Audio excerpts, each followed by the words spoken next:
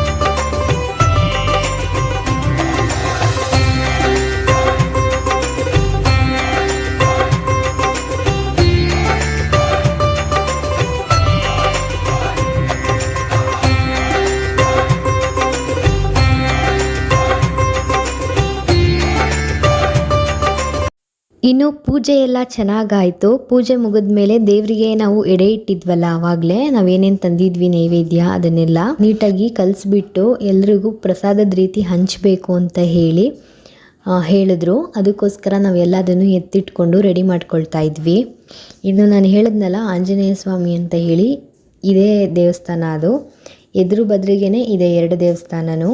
ಇದು 2 ಕೂಡ ಉದ್ಭವ ಮೂರ್ತಿಗಳು ಅಂತ ಹೇಳ್ತಾರೆ. ನನ್ನ ಮಗ ದೇವಸ್ಥಾನಕ್ಕೆ ಬರೋ ಮುಂಚೆನೇ ಆಟೋದಲ್ಲೇ ನಿದ್ದೆ ಮಾಡಿಬಿಟ್ಟಿದ್ದ. ನಿದ್ದೆ ಮಾಡಿ ಇವಾಗ ಪೂಜೆ ಮಾಡೋ ಟೈಮ್ಗೆ ಎದ್ದ ಕರೆಕ್ಟಾಗಿ. ಇನ್ನು ನೋಡಿ, ಅಲ್ಲಿ ಒಂದು ಪುಟ್ಟ ನಾಯಿ ಮರಿ ಮಲಗಿದೆ ವೈಟ್ ಕಲರ್ದು, ತುಂಬ ಕ್ಯೂಟಾಗಿತ್ತು.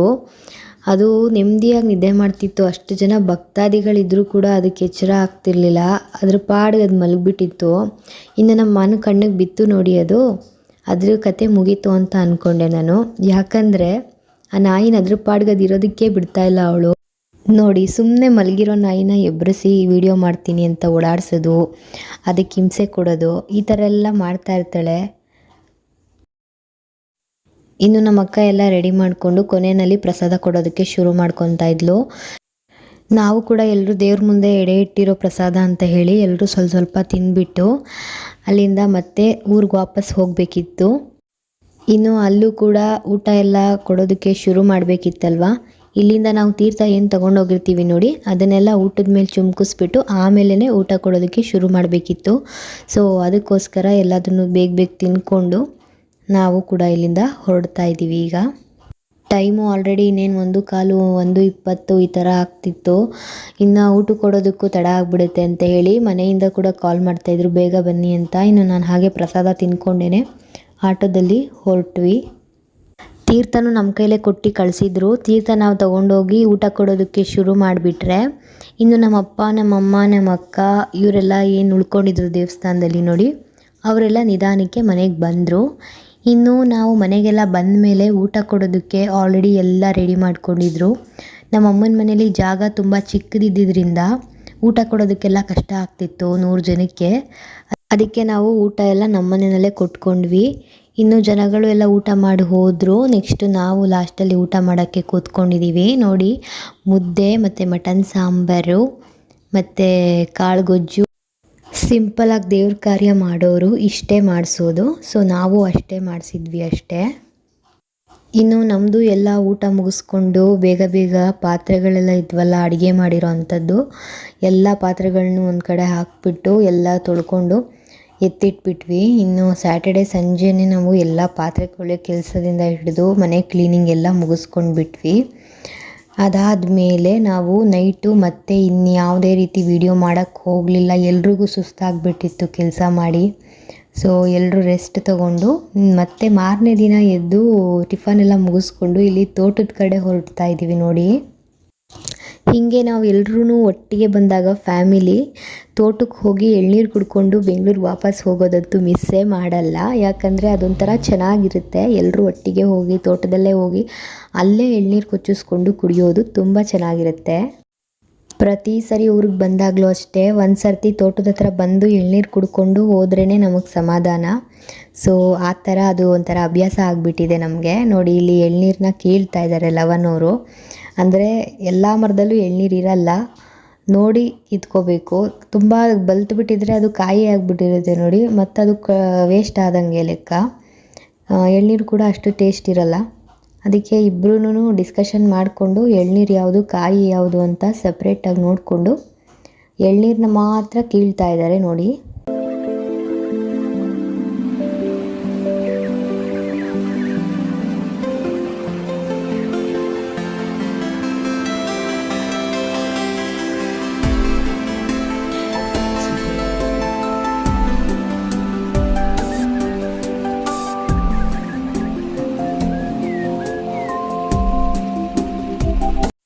ವಿಕಾಸ್ಗೆ ಎಳ್ನೀರು ಕುಡಿಸೋದಕ್ಕೆ ಅಂತ ಹೇಳಿ ಮನೆಯಿಂದನೇ ಒಂದು ಚಿಕ್ಕ ಗ್ಲಾಸ್ ತಂದಿದ್ವಿ. ಯಾಕಂದರೆ ಅವನು ಡೈರೆಕ್ಟ್ ಅದರಲ್ಲಿ ಕುಡಿಸೋದಕ್ಕಾಗಲ್ಲ ಅಲ್ವಾ, ಅದರಿಂದ.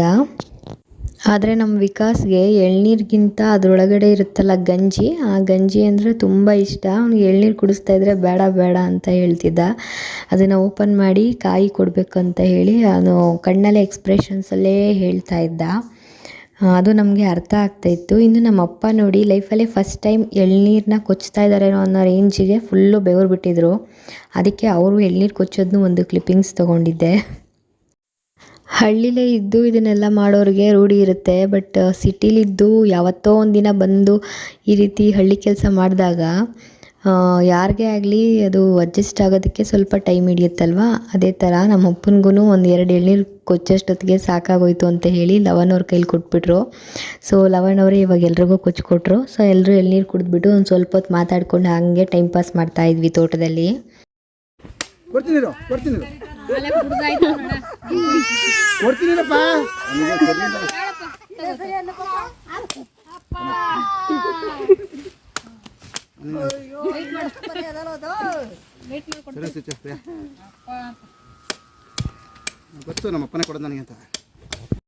ಇನ್ನು ವಿಕಾಸ್ಗೆ ಎಲ್ಲರೂ ತಿಂತಾ ಇದ್ದಾರೆ, ನನಗೆ ಮಾತ್ರ ಕೊಡ್ತಾ ಇಲ್ಲ ಅಂತ ಹೇಳಿ ಫುಲ್ಲು ಜೋರಾಗಿ ಅಳೋದಕ್ಕೆ ಶುರು ಮಾಡ್ಕೊಂಬಿಟ್ಟ. ಆಮೇಲೆ ಅವನಿಗೂ ಸ್ವಲ್ಪ ಹಾಗೆ ತಿನ್ನಿಸ್ಬಿಟ್ಟು ಇನ್ನು ತೋಟದಲ್ಲಿ ಬಿದ್ದಿರೋಂತಹ ಸ್ವಲ್ಪ ಕಾಯಿಗಳಿದ್ದು ಆ ಕಾಯಿಗಳನ್ನೆಲ್ಲ ಮೂಟೆಗೆ ತುಂಬಿಕೊಂಡು ತಂದು ಮನೆ ಹತ್ರನೂ ಹಾಕಬೇಕಿತ್ತು.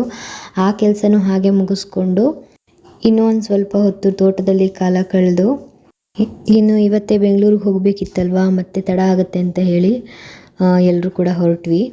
ಇನ್ನು ನಾನು ಯೂಟ್ಯೂಬ್ ಚಾನಲ್ನ ಹೊಸದಾಗಿ ಶುರು ಮಾಡಿದ್ದೀನಲ್ವ, ಸೊ ಇವಾಗ ಎಲ್ಲ ಕಡೆ ವೀಡಿಯೋ ಕ್ಲಿಪ್ಪಿಂಗ್ಸ್ನ ತೊಗೊತಾ ಇರ್ತೀನಿ. ಮುಂಚೆ ನಾನು ಫೋನ್ನ ಜಾಸ್ತಿ ಇಟ್ಕೊತಾ ಇರಲಿಲ್ಲ, ಈಗ ಎಲ್ಲ ಕಡೆ ಫೋನಲ್ಲಿ ವೀಡಿಯೋ ಮಾಡ್ತಾ ಇರ್ತೀನಲ್ವ, ಸೊ ಅದಕ್ಕೆ ಎಲ್ಲರೂ ಕೂಡ ಕಾನ್ಷಿಯಸ್ ಆಗಿಬಿಟ್ಟು ನನಗೆ ಸುಮ್ಮನೆ ತಮಾಷೆಗೆ ಕಾಲೆಳಿತಾ ಇದ್ರು, ಯೂಟ್ಯೂಬ್ ಚಾನಲ್ ಶುರು ಮಾಡ್ಕೊಂಡಿದ್ದಾಳೆ ಅಂತ ಹೇಳಿಬಿಟ್ಟು. ಅದಕ್ಕೆ ನನಗೆ ಅನಿಸ್ಬಿಡ್ತು ನಾನು ಯೂಟ್ಯೂಬ್ ಚಾನಲ್ ಶುರು ಮಾಡಿದ್ದೆ ತಪ್ಪಾ ಅಂತ ಹೇಳಿ ಸುಮ್ಮನೆ ಹಂಗೆ ಮಾತಾಡ್ಕೊಂಡು ನಿಂತಿದ್ವಿ ಅಷ್ಟೇ ಅಲ್ಲಿ ಎಲ್ಲರೂ. ಇನ್ನು ಜಸ್ಟ್ ಫಾರ್ ಫನ್ ಅಷ್ಟೇ ಅದೆಲ್ಲ ಮಾತಾಡಿದ್ದು ನಾವು.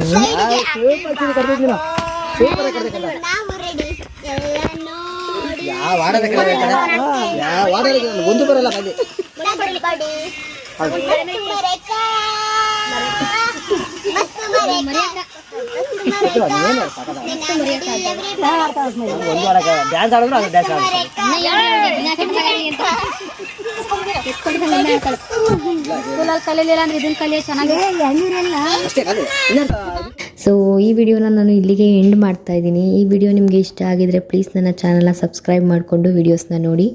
ಆ್ಯಂಡ್ ಈ ವಿಡಿಯೋ ನಿಮ್ಗೆ ಇಷ್ಟ ಆಗಿದ್ರೆ ಪ್ಲೀಸ್ ಒಂದು ಲೈಕ್ ಕೂಡ ಮಾಡಿ. ಮತ್ತೆ ನೆಕ್ಸ್ಟು ಒಂದು ಒಳ್ಳೆ ವಿಡಿಯೋ ಜೊತೆಗೆ ಭೇಟಿಯಾಗೋಣ ಅಂತ ಹೇಳ್ತಾ, thank you for watching. See you in the next vlog. Bye.